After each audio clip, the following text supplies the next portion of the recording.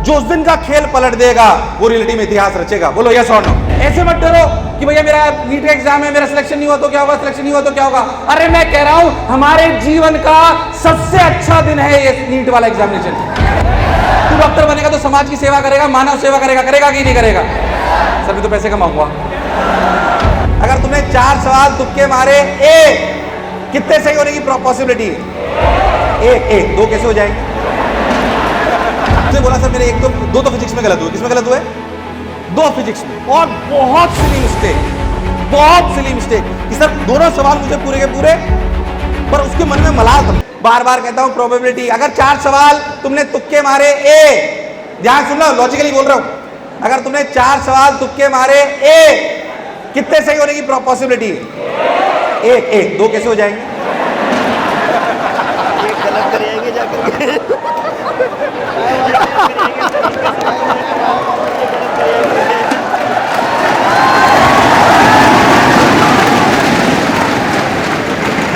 Maths है तो तुम्हारी जोरदार। 4 में से कितने सही होने की पॉसिबिलिटी? बात हंसी मजाक करे पर काम की। और मैंने सब कुछ करा हुआ है क्योंकि आप मेरे टाइम पे पीटी का पेपर भी ऐसे ही हुआ करता था। बिल्कुल 100 नंबर के 100 सवाल आया करते थे, 300 सवाल आया करते थे। इसलिए मैं आपको कह रहा हूं, क्या आपके अगर आपने 4 सवाल अटेम्प्ट करे और चारों में ए लगाया, कितने सही होने की पॉसिबिलिटी? कितने नंबर मिले? 4। गलत कितने हुए? 3। माइनस कितने हुए? 4 - 3 फायदा हुआ ना? अरे हुआ कि नहीं हुआ? अब तुम्हारे लिए बात करो, ध्यान सुनना, पूरा सुनना, काम क्या तो ध्यान से सुनना। अगर आप पुरानी आंसर की सारी उठा के देख लो, जो मैं कह रहा हूं लॉजिकल है। अगर आप बहुत ध्यान देखो तो 180 में से अगर आप हमेशा देखोगे तो 40 से लेकर 55 के बीच में ए ऑप्शन होते हैं। 40 से लेकर 55 के बीच में बी ऑप्शन होते हैं। अरे फिर तुम हंस रहे हो। एक मिनट, क्या मैं तुम्हें यहां से गलत सलाह दे सकता हूं? क्या मेरे पास कोई कारण है मैं तुम्हें गलत सलाह दूंगा? क्या मैं चाहता हूं तुम्हारा सिलेक्शन हो? तो ध्यान सुनो, अगर आप लोग सारे ऑप्शंस, कैसे ऑप्शंस? पहले सबसे ऊपर ये उसके लिए बात है जिसके 650 के ऊपर नंबर है। किसके ऊपर?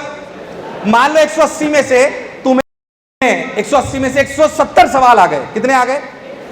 170। कितने आ गए?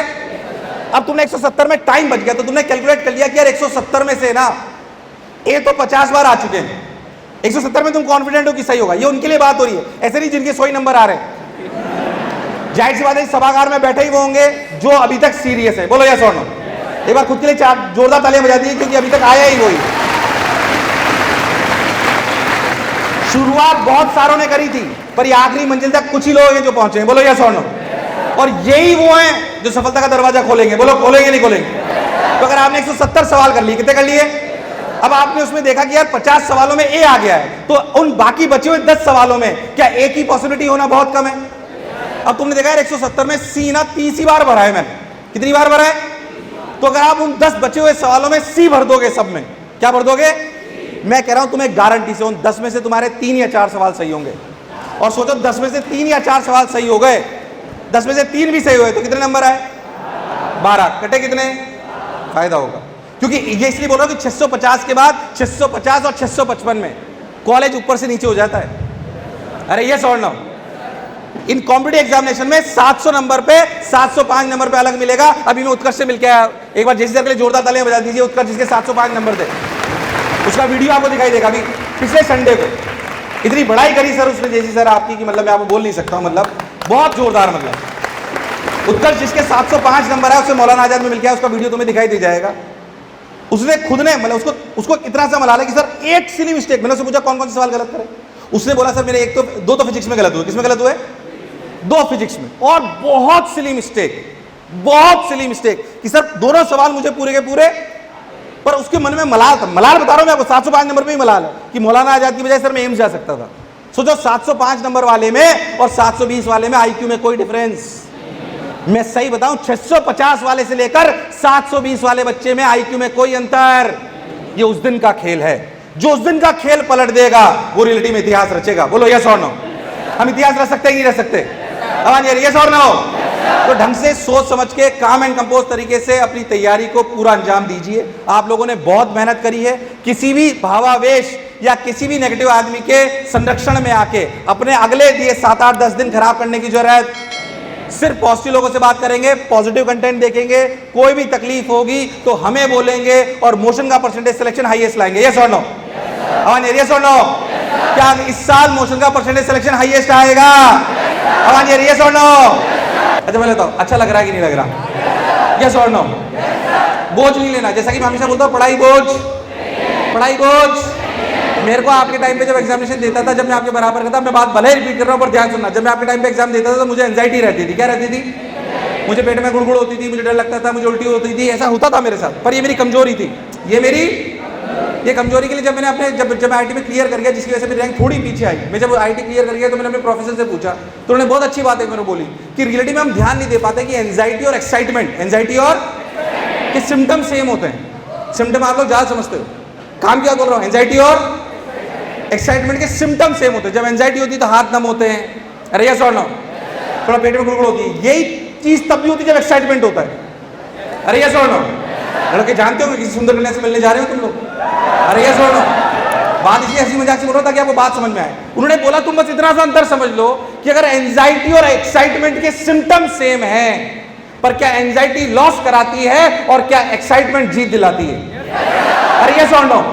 तो इस एंजाइटी को एक्साइटमेंट में बदलना है। किसमें बदलना है?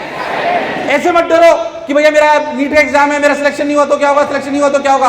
अरे मैं कह रहा हूं हमारे जीवन का सबसे अच्छा दिन है ये नीट वाला एग्जामिनेशन, क्योंकि यही हमारा भविष्य बदलने वाला है। अरे ये सुनो, यही हमारा भविष्य है। अगर आपके जीवन का आज तक का कोई सबसे महत्वपूर्ण दिन होगा तो क्या नीट होगा? तो उसको लेके एंजाइटी मत लाइए, उसको लेके एक्साइटमेंट लाइए, क्योंकि वो दिन है जो आपका, आपके परिवार का, आपके समाज का, आपके देश का पूरे का दिन बदलेगा। बोलो यस और नो? तू डॉक्टर बनेगा तो समाज की सेवा करेगा, मानव सेवा करेगा, करेगा कि नहीं करेगा? सर मैं तो पैसे कमाऊंगा, ये भी बात है, इसमें कोई शक वाली बात। तो हम ये मान लेंगे, मान लीजिए मैं एक छोटी सी बात बता रहा हूँ, अगले 7 दिन या 10 दिन की प्लानिंग अपन कर रहे हैं। मान लीजिए मैं देख रहा हूँ नेक्स्ट जो है 7 दिन की आप प्लानिंग कर रहे हो, क्या अगले 7 दिन में आपको कम से कम 10 घंटे रोज पढ़ना है? अरे ये सुन लो, 10 घंटे रोज पढ़ना है। ऑन एन एवरेज क्या आपको हर घंटे में 50 सवाल करने चाहिए? अब ये सुन लो, यानी कि 10 घंटे में अगर 50 सवाल एवरेज करे आपने तो कितने सवाल करे? 500। कितने करे? 500। थोड़ी सी मैथ टेस्ट हो रही है, बोलो 500। 7 दिन में कितने करे? 3500। कितने करे? कितने करे? यानी कि क्या मैं 3500 सवाल अगले 7 दिन में कर सकता हूं? यानी कि अगर मान लीजिए आपके अप्रोक्सीमेट चैप्टर है 100, कितने कितने कितने, यानी कि क्या मैं हर चैप्टर पे 35 सवाल रोज कर सकता हूं?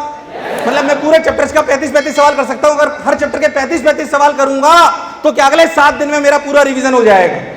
अब यही सोच रहा हूं, यानी कि मैं अपनी ऐप पे जाऊंगा, युद्धाभ्यास में जाऊंगा, हर चैप्टर को सिलेक्ट करूंगा और उसमें 25 या 30 सवाल सिलेक्ट करूंगा और उसको करना चालू कर दूंगा। बोलो यस और नो? और अगर आपने युद्धाभ्यास नहीं करना चाह रहे हो तो आपने अगर PYQs नहीं करें तो ईयर वाइज आपके PYQ दिए हुए, दिए कि नहीं दिए? उनमें जाइए और 35 सवाल करिए। ऐसे नहीं कि अपन बिना प्लानिंग के आज उतर जाएं और अपन ये सोचे कि अच्छा इस पे 100 कर लेता हूं, इस पे 50 कर लेता हूं। आखिरी दिन तक अगर पूरा रिवीजन नहीं हुआ तो कॉन्फिडेंस बढ़ने वाला। वैसे सर ने बोल दिया होगा रोज उठ के एनसीईआरटी पढ़िए, रोज उठ के जो भी करना है कुछ भी हो जाए पर एनसीईआरटी घुटी हुई होनी। मैंने जो केमिस्ट्री में गलती करी थी वो आप करोगे। अरे यस और नो? यस और नो? याद रखो कि अगर डॉक्टर बनना है तो रियलिटी में आपकी स्ट्रेचर पे जब इमरजेंसी में पेशेंट लेटा हुआ होगा तो आपका दिमाग इतना तेज चलना चाहिए कि उसका बीपी लो हो रहा हो, उसकी ब्लीडिंग हो रही हो तो आपको तुरंत याद आना चाहिए मुझे कौन सी मेडिसिन लेनी है। यस और नो? इसलिए हर सवाल को उस इमरजेंसी की तरह मानना है कि अगर इसको मैंने गलत कर दिया और समय लगा दिया तो मर जाएगा थोड़ी देर में। अरे यस और नो? अगर तुमने ये सोच बना ली कि हर सवाल इमरजेंसी में लेटे हुए उस पेशेंट की तरह है जिसका अगर मैंने समय से इलाज नहीं करा और सही नहीं करा तो मर जाएगा। अरे यस और नो?